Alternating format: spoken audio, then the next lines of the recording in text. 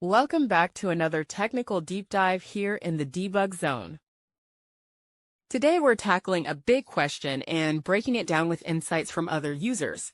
Hopefully this clears up some misconceptions and helps you get the answer you need. So buckle up, stay a little curious, and let's jump right in.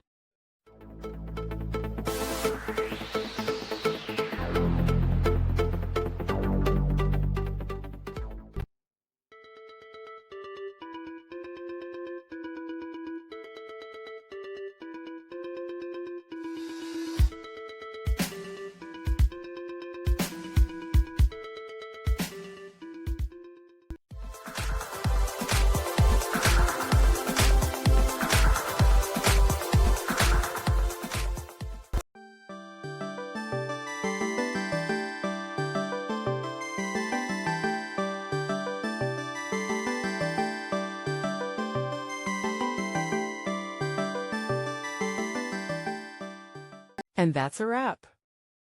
I hope you found the answer you were looking for. If you did, take a second to hit that subscribe button. It really helps out.